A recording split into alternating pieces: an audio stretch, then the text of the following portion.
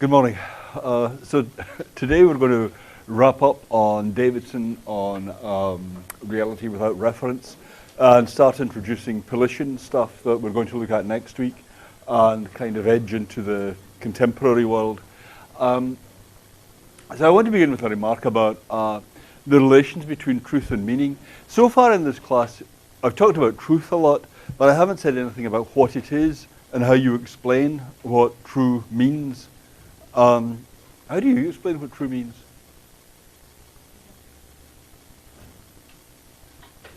How would you do it? Correspondence, very good. Right. And what was the other thing? Corresponds with facts.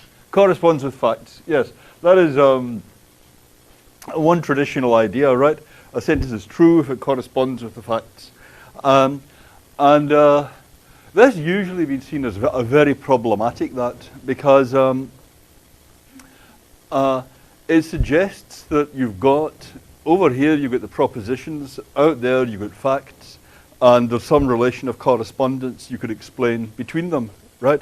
But what is correspondence? We really seem to have no way of explaining what that means. And what is a fact anyway? A fact is a true proposition. Yeah? The fact that P, the proposition that P, they seem to be just the same thing. And we don't have any access to a world of facts independent of propositions anyhow. We came across this earlier, the idea that you can somehow peep out from behind your representations of the world, look at the facts, and then see whether your representations are corresponding with them. That's a kind of heady picture, but it seems to make no sense. And baffled by that, by the difficulty of explaining what correspondence means, people have classically gone to the idea that, well, all that truth comes to is, all the truth of a proposition comes to is that it coheres with everything else you think. Right? It just fits in well with everything else you think. And that's usually thought to be completely untenable too, because after all, your body of beliefs might form a coherent collection, my body of beliefs might form a coherent collection, but they might be completely different. Yeah? They can't all be right. So it's hard to know how you explain what true means, but in the face of it, it seems so obvious. Yeah, I mean, it's not like children have any particular difficulty with that. Yeah? So here's Aristotle. To say of what is that it is not, or of what is not that it is false. Well, to say of what is that it is, and of what is not that it is not, is true. Yeah? And what more do you want to know? Yeah, I mean that.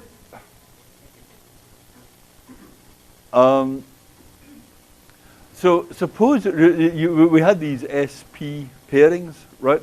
What replaces S is the name of a sentence in your object language, and what replaces P is the translation of that sentence in your meta language, right? That's all right by this stage? We're all comfortable with that? Yes? Some of you look quite astonished. Okay. Well, if you take this, if you manage to generate each pairing of the form S is true if and only if P, yeah, then that will tell you when the predicate true applies to a sentence. Yeah. So you could regard that as a definition of truth. And in fact, that's why this kind of theory was originally formulated. It was to define truth. If you've got a truth theory that generates each individual instance of S is true if and only if P, then that defines what truth is. Yeah. You couldn't have two predicates, true 1 and true 2, that both met this condition, but applied to different sentences. So you specified exactly what it takes for the word true to apply to any sentence of your language, as you've given this definition. So there you go, that's explaining what truth is. That's all right? That was quick. Yes?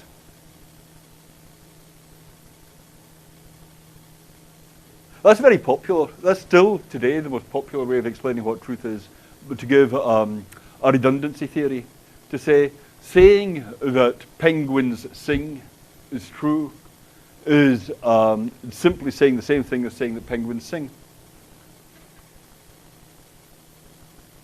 Yeah.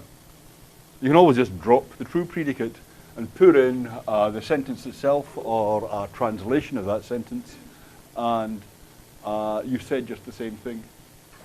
Right, so that shows you how to define truth. People do raise problems for this. They say that only explains how to define the word true for some particular language. Yeah. But once you've got the idea of how you go about generating this kind of definition, you can say, well, I've got a recipe for generating a truth definition for any particular language. And so I know how to define the word true for any arbitrary language. That uniquely determines which sentences of the object language the term true applies to. Yeah? And that's all you can ask of a definition anyhow. So you could use it as a definition of truth for that language. So if we've got our language with two names and two predicates, then we can use this thing, this kind of specification of references, and telling you what it takes for a predicate to apply to an object. Then you can explain what true means in terms of this kind of definition. All right? Yeah. The only catch is we were also going to use this kind of theory to explain meaning. We were also going to use this kind of theory to specify the meanings of every sentence in the object language. Yeah? But you can't do both. The trouble is that when you think about it, you realize you can't have it both ways. I mean, suppose that what I was doing, suppose you don't understand a word of French, right? And I say to you, now I'll tell you what all the French sentences mean. So I take some predicate you don't understand, X, right? X I haven't explained the meaning of. Watch me very closely here. And now, for each sentence of French, I tell you a condition under which X applies to that sentence. Are you any further forward in understanding what the French sentences mean? I write La neige blanche is X, if and only if snow is white. Are you any further forward in knowing what the French sentence La neige blanche means? No, you have no idea what X means. Right? So I haven't specified the meaning of the French sentence. Have I? And now I go one step further and I say, and by the way, in giving you this rigmarole, I've also explained the meaning of the word X. No, I haven't. You have no idea what X means, and you have no idea what all French sentences mean. Yes? I could do it for English. Sure, I could do it for English. I could say, snow is white is X, if and only if snow is white.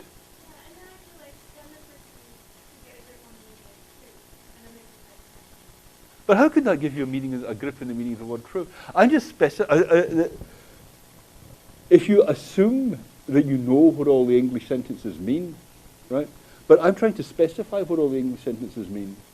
Yep. So suppose you take some sentence you don't understand in English, and I say, she is your aunt is X, if and only if she is, what is an aunt? Your mother or father's sister. Yes? Then I've said something true. But do you have any idea what the English sentence now means? You understand what I've said? Yeah, I know. Yeah. But you don't know what X means. Yeah, I know. I think we have to just do all this. Okay, let's do it disquotationally. I say, she is your aunt is X, if and only if she is your aunt. But you've still no idea what X means.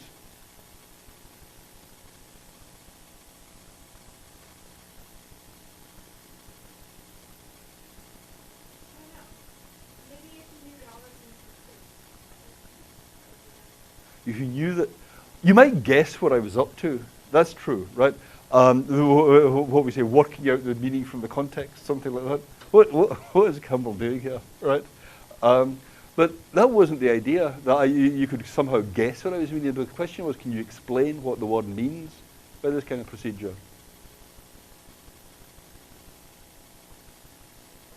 So, one time when I'm trying to explain that, like how this is working, Uh-huh.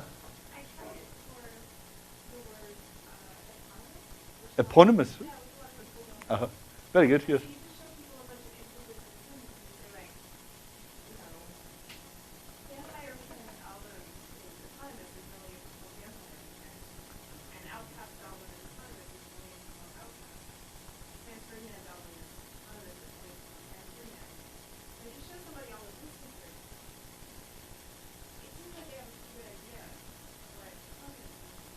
And so that's like his theory, but true.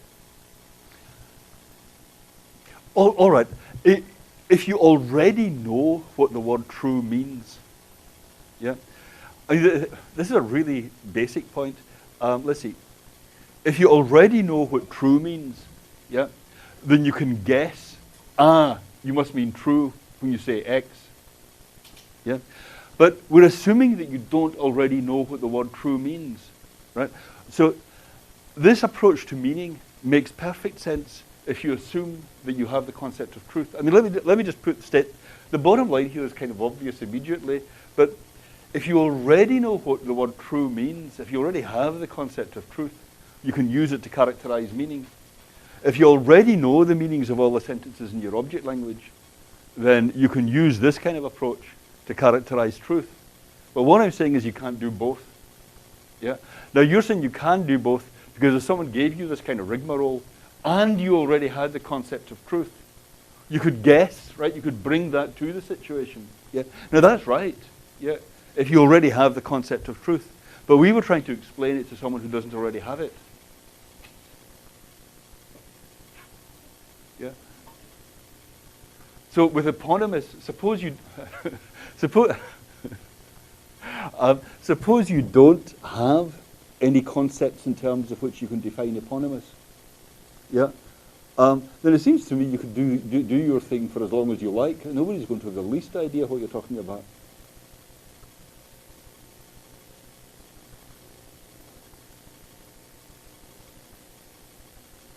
Yes?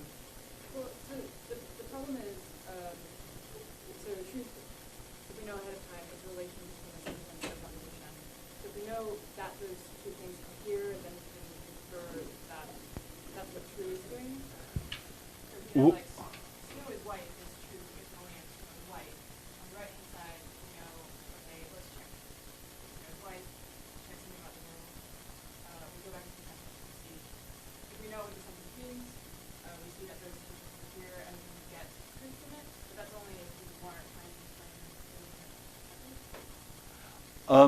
So you can only do like one or the other. That's right. The bottom line there is right, that you can only do one or the other, yeah. I didn't exactly follow what you said before that. So with the eponymous example, we had a relation between two instances, like the sentence, whatever it was, some instance of something being eponymous, and then a fact that it was eponymous, and we could figure out what the sentence was from it. But that was assuming that we could like check the instance. You already have the conceptual resources to define eponymous. Yeah. Yeah. That's the way that's the easiest way to make sense of that example, it seems to me. It means something like called after. Yeah. Yeah. Let's take the book off. Yeah. X eponymous X. Not to make a mystery of it. But if you just told S is X, if and only if P, X might mean false, for all you know. Yeah? Or it might mean false and the sun is shining. You know, it could mean practically anything. It's all consistent with this form of definition, being given this form of definition. If you don't know the meanings of any of the sentences of your object language.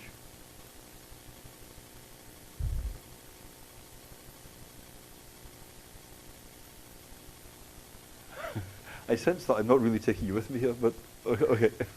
Yes? What this theory does is specify which statement is true? If you know, well, the way we've taught so far has all assumed that you know the meaning of the word true, right? We've just taken that completely for granted and we haven't questioned it at any point.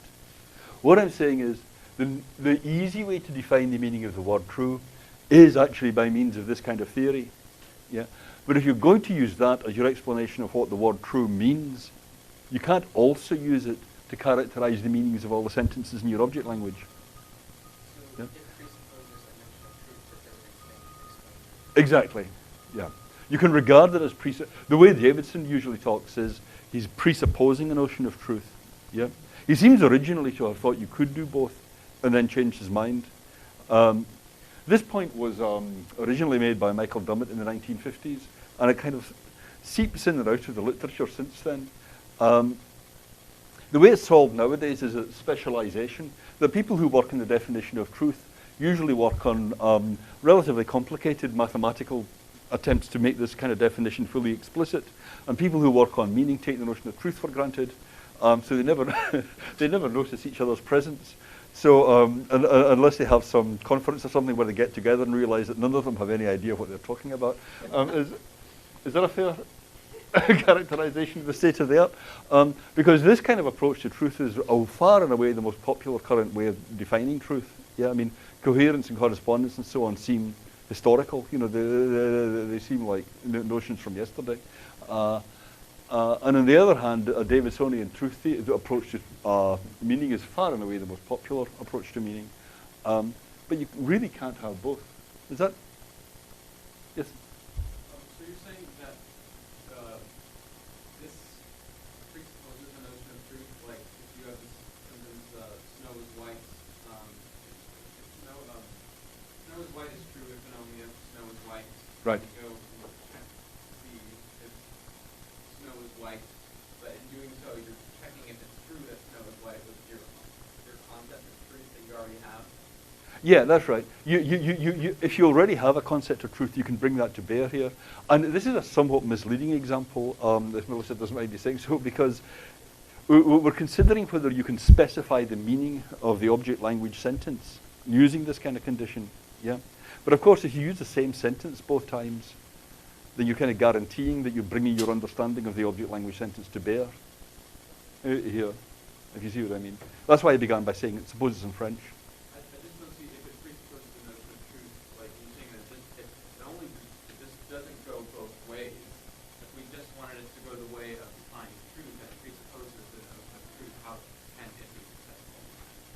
That's right. It can't be successful. It can't be successful in both specifying the meanings of all the object language Say we sentences. use it not to specify meaning, Right. but like just for truth. But if it already presupposes the notion of truth, how could it even do that? I know this might not- Okay, well, I see what you're saying. You can use this to specify for any sentence of the object language what condition it has to hold for this predicate to apply to that sentence of the object language. Right? So it's easiest to think of this in terms of French. If you take La Neige Blanche is X, right? And you don't know what X means. Yeah? And now I say, if and only if mice run, right? Then I've told you the condition that it has to hold for X to apply to that sentence of French. Yeah? I say that predicate X applies to this French sentence if and only if mice run. That's okay? I just don't, what do you mean by like, applies to X? Sorry, did I say that I put it that way around? I meant to say it the other way around. X applies to La Neige Blanche if and only if mice run. Now, to know whether X applies to that sentence of French, all you have to do is check whether mice runs. Yeah, that would be easy, right? And now I do this for every sentence of French. I tell you what condition has to hold for X to apply to that sentence of French. Yeah? And now I really have explained, I mean, it's a kind of weird explanation of meaning, There is an explanation of meaning because I've given you a huge list of French sentences, and for each one I specified a condition that has to hold for X to apply to that sentence. Yes? It's kind of a bizarre definition, but it works, you know, it's coherent. But have I told you the first thing about the meanings of any of those French sentences? Well, you don't know what any of them mean.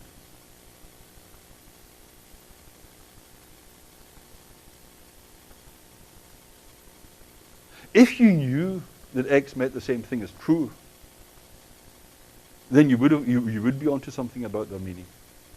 But we're supposing that this is the complete explanation of the meaning of the word true. You've had it already, the meaning of the word X. You've had it already. Yeah, so that if you import your understanding of truth to the situation, then of course it all drops into place. You say, now I see what's going on. But if you don't do that, you have not characterized the meanings of any of these sentences. Yep, one, two. But isn't that a kind of about problematic? It tells you nothing about the nature of Snowball's life. We're talking about another possible snow is white, it's only The sentence "snow is white" is true if and only if. Yep. if mice run. If mice run. Yes, that's right. But it appears to me that condition has something to do with the nature of negative pressure. That's right. That's right. Yeah. So that's a bit problematic if you're saying snow is white, if only if snow is white. So for instance, if you change it to a theory of perception, and you say the object, like I see that snow is white, and snow is white if and only if the object is possible, my experience, and the object is white. Is that, it seems to me that that's a bit more simple. You can do that. The way you put it is indeed presupposes that you already understand the meaning of the object language sentence. Yeah. If you do understand the meaning of the object language sentence, then it's not problematic to use this to.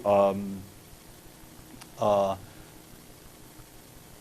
you can use it to characterize truth anyhow, whether or not you understand the meanings of the object language sentences. But what you can't do is both use this to characterize truth and use it to characterize meaning. But isn't it necessary that you presuppose that you understand the truth value of perception? For instance, like if I say, if I tell you, oh, look at the cloud, and you turn around and like, oh yeah, that's indeed true now. Very good. Then we have to presuppose some sort of truth in you, because you and I both have corporate actions to object in question. I think I'm going to come on to this in just a second, probably. The idea that meaning has to be grounded in perception. Yeah. There has to be some perceptual grounding for meaning. I completely agree with that. Yeah. But notice that there isn't a word about that here.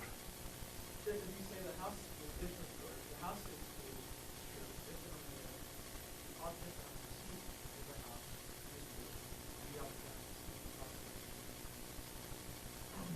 Uh-huh. Then you said the truth value, some sort of truth condition. So not only is the object, like not only is the object not true, but you also have the potential for the object, and the object is very property. Okay, that's going way beyond what we have here.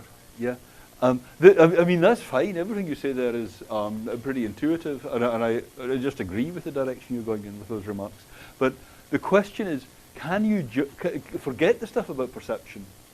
Could this structure here be enough to characterize both meaning and truth? Yeah. If you don't have that stuff about perception. Yeah. The reason the reason this matters is that it really forces you. If you say once you get it that you can't have true being explained by the theory, and also having the theory characterize the meanings of all the sentences in your object language, then what that means is either you've got to give some independent explanation of truth, what truth means, that takes you back to coherence or correspondence, or else you've got to abandon that way of specifying the meaning of the word true. And that's a real hard choice, yeah, because neither of them looks very good. I mean, neither of these alternatives is very pleasing. Yep.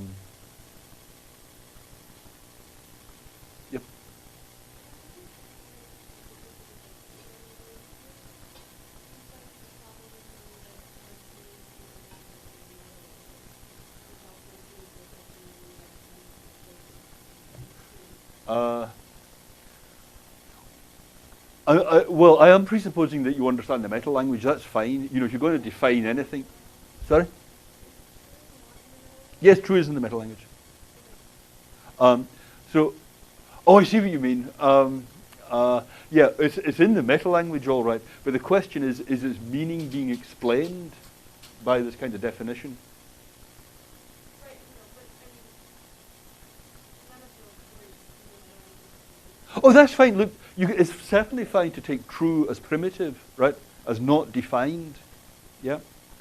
And then use this definition to, this kind of theory, to characterize the meanings of all the object language sentences.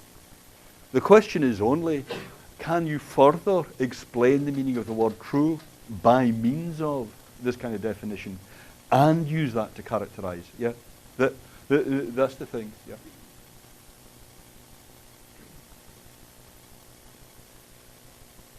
As I understood it, this is really a simple point, but maybe I'll come back. I will think about this and maybe come back to it next time, because I see that this is not winning widespread conviction.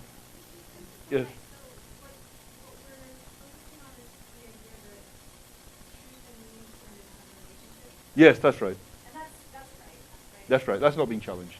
Well, what's being challenged is the idea that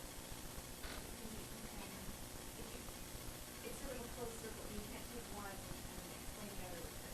You can't take both You can't take both. and use it to characterize Okay, both so- simultaneously. Yeah, it's sort of cheating to try and go, okay, what's meaning? Oh, I'll explain it in terms of truth. But what's truth? Oh, I'll explain it in terms of meaning. That's exactly it, yeah. Okay. If I take truth for granted, then I can use it to characterize meaning. If I take meaning for granted, then I can use this to, or I can use this to characterize truth. But I can't do both. Yeah. Yeah. That makes sense. Okay. Right. Okay. Good. Well. Right. So, at that point, we have a real hard choice. As I say today, it's solved by specializations, but it's not really a satisfactory resolution. Okay. Let's leave that for a moment and look at go back to where we were last time with Davidson. We've got to give up the concept of reference as basic to an empirical theory of language. All that there is to the notion of reference is its contribution to generating those SP pairs. The meaning theory assigns no empirical content directly to relations between names or predicates and objects. These relations are given a content indirectly when the truth sentences are, the T sentences are. So,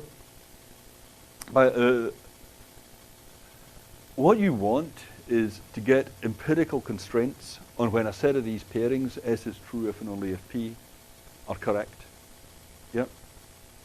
So suppose you're parachuted into the land where they speak foreign, yeah, and your task is to generate a characterization of all the meanings of all the sentences of foreign. This is your mission. So what do? Davidson operates with a very, very simple maxim. Interpret the other person as holding true only sentences that you hold true. So if a rabbit shoots over the horizon and the foreigner says, gavagai, then you translate that as, that's a rabbit. You do not translate it as, there goes a giraffe, or that's not an animal. You see what I mean? You don't ascribe to other people gratuitous falsehoods. You interpret other people as accepting only true sentences. That's an empirical constraint in how you to translate other people, known in the trade as charity. And then, given that you've got to get a theory that generates all these SP pairs, S is true if and only if P, for every sentence of foreign, the idea is that imposes enough constraint on what theory you're going to use to generate those pairs that these SP pairs will turn out to specify the meanings of all the sentences of your object language. Yeah? You might soften this a little bit and say they don't have to actually be true because the foreigner might be making intelligible mistakes. Yeah. And then you get the result that if two theories give exactly the same theorems of the form S is true if and only if P, then it doesn't make any sense to wonder if one is right and one is wrong. So if you get a regular theory for Isaac and Raleigh, and this theory in which they refer to places 1 mile west of these people, and you do this corresponding thing for the predicates, then you'll get the same SP sentences coming out true. Yep. So there's no difference between whether you say Raleigh refers to the person or Raleigh refers to the place. There's no fact to the matter about what any of your signs refer to. Yep. This is dizzying, and it's usually thought that Davidson can't possibly be right about this. Yeah. I mean, if I say Bill Clinton, I'm referring to a human. I am not referring to a place 1 mile west of anybody. You see what I mean? That can't be right. But it's not trivial to articulate exactly why it can't be right. And one way to get at it is to say it's always thought to be very important in specifying the meanings of the signs of a language that you show how the meaning of a sentence depends on the meanings of its parts. That seems to be very basic to language. But why not do without that? Why not say, well, we've got a general schema here, S is true if and only if P, and just put a condition on it, it's got to be a translation, and forget all this tedious business of going into the structure of the sentence and showing how the truth condition of the whole thing depends on the meanings of its parts. Well, one reason is that speakers seem to learn their languages word by word. It's always possible to specify someone's vocabulary. Which sentences someone is going to understand aren't kind of an unstructured block. You can specify which sentences someone understands by saying, I mean, if you learn the word eponymous, for example, now there are tons of new sentences you can use. You can say, that CD was eponymous, and that CD was eponymous, and that CD was eponymous. Right now there are lots of different sentences. You can say, what else might be eponymous? This military regiment is eponymous. This book is eponymous. Look at, isn't that fantastic? Right. So there are endlessly many sentences you can now understand that you couldn't understand before because you'd learned just one word. You learn a language by learning words, not by learning sentences individually.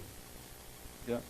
And when you're losing a language, as will happen to you guys too, you find that there are lots of individual words. When you're losing your grasp of this of a language, what happens is that there are words you just can't remember what they mean.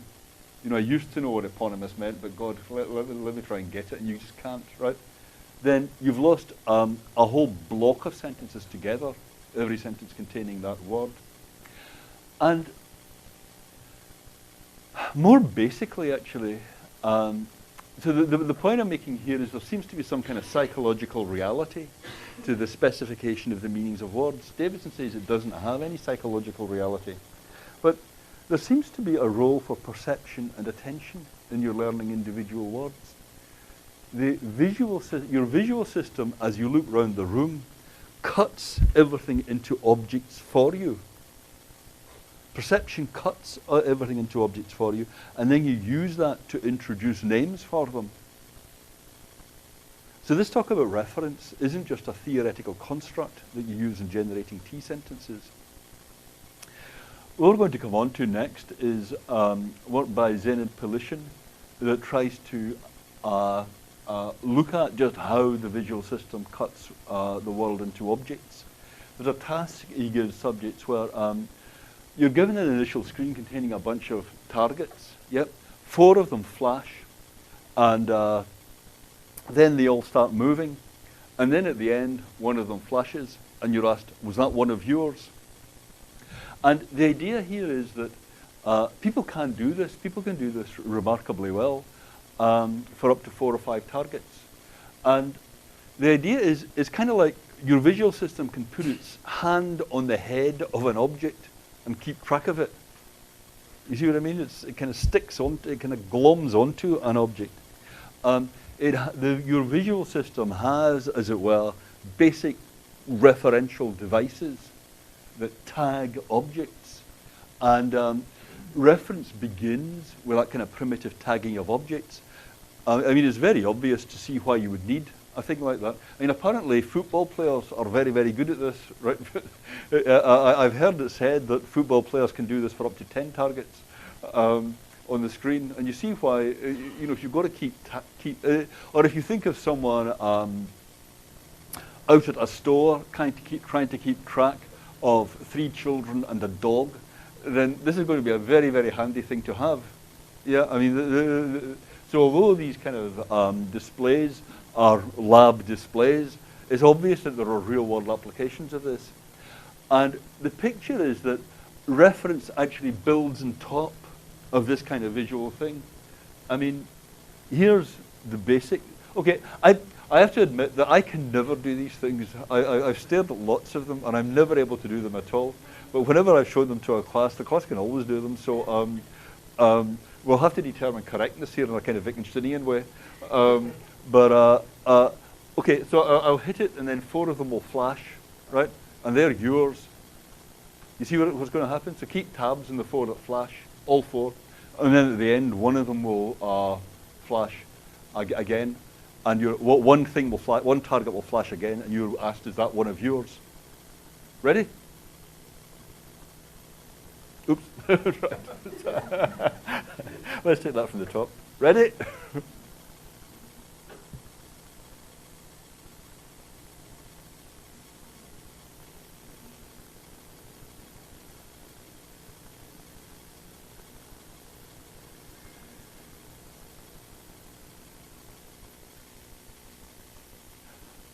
Okay. Is this one of yours?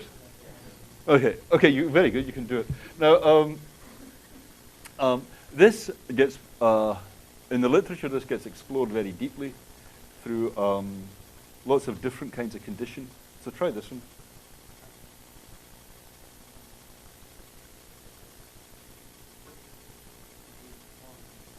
Yeah. This is like the fundamentals of Pong.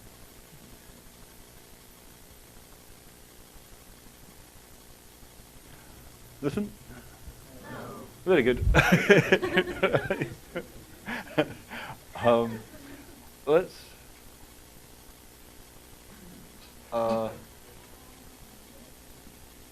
Let's try this one.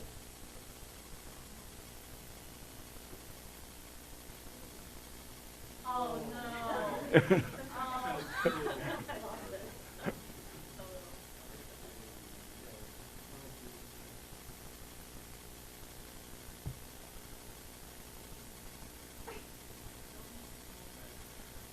Let's see this one.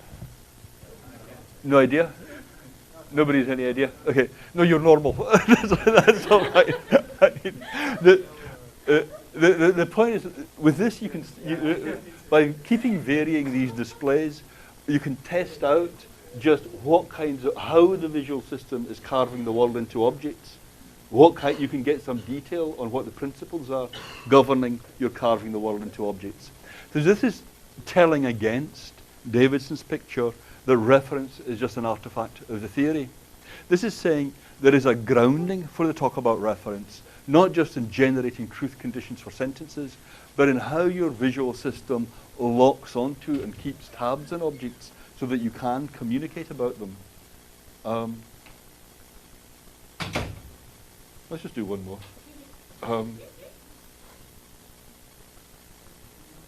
Is that the same one? Oh, that is the same one. I'm sorry. Oh, you want to do it? Yeah. Okay. Is that the same one? No, right.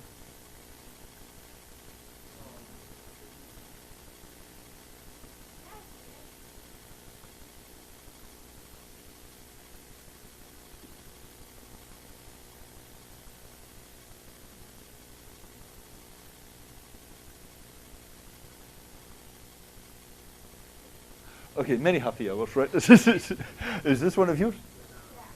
Okay. What about this one? Okay. Okay. Well, I leave you to sort it out for yourselves because I've never been able to do these. I guess I have some rare visual defect that doesn't allow me to get it. So, how did you do that? How do you keep tabs on those objects when you're doing that exercise? Ideas? Yes? I mean, the other ones just kind of disappear when I decide that, like, I'm going to... They disappear. Yeah. On a couple of them. It's got something to do with attention. Yeah, you're locking onto these. Yep.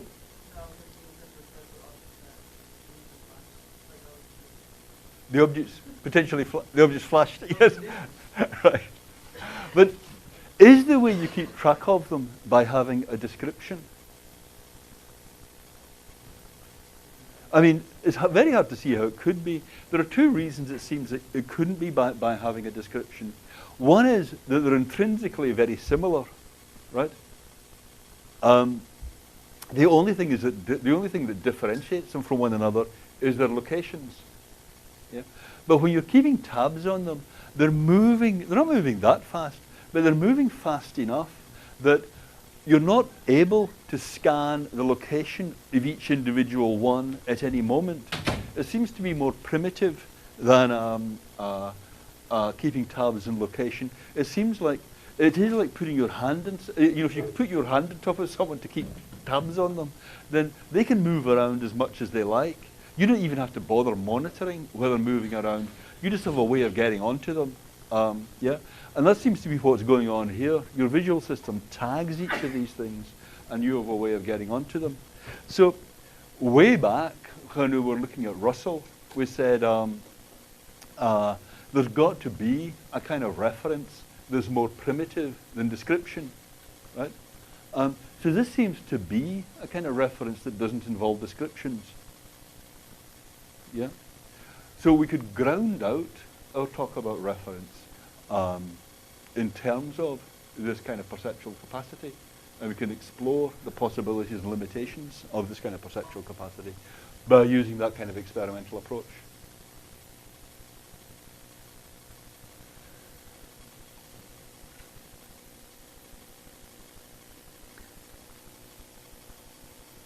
The theory is, in your visual system, you have something like 4 or 5 visual indexes, because you can't do this for arbitrarily large numbers of objects. Yeah, it seems to top out for most people around 4 or 5.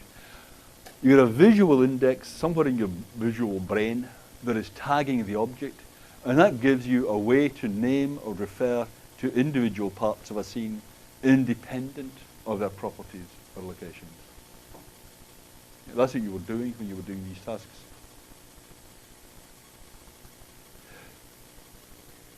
This comes up again and again, actually, that the idea of these visual indexes has proven to be quite fertile. Like, if I produce 5 rocks, I hold 5 rocks in front of you, and I say how many rocks are there, then you're going to be able to do that at a glance, right? 5 rocks, yeah? If I produce 16 rocks, then and say how many, you're going to have to count. Yeah, so there's a difference between the sample sizes where you have to count and the sample sizes where you can tell at a glance how many. And arguably, that's called subitizing in the literature.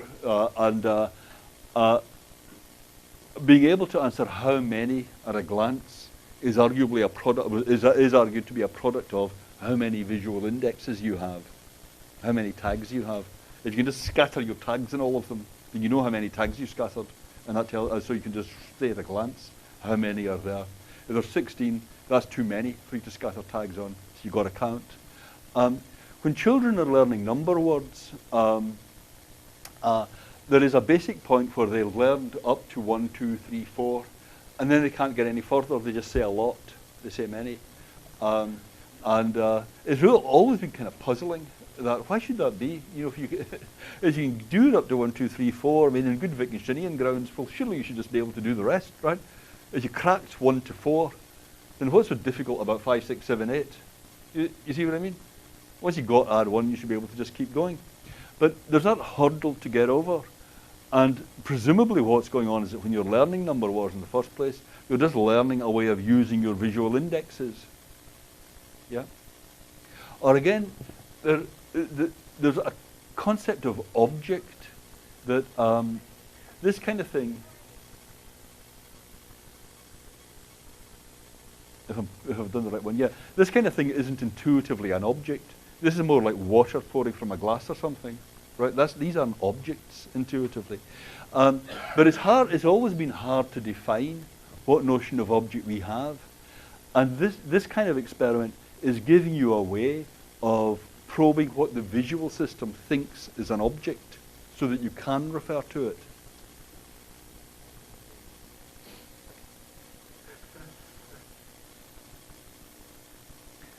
And if you ask, how do we carve out objects from the rest of the world, it's often said we do it by using concepts like woman or man or person, tree.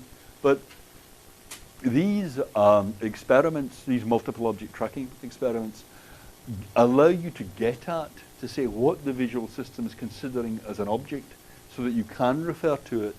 And that's something that's more primitive than any use of concepts that you have. So the take-home message for today is that Davidson is wrong about reference. That is not merely an internal artifact of your truth theory. It's grounded in these kind of perceptual skills.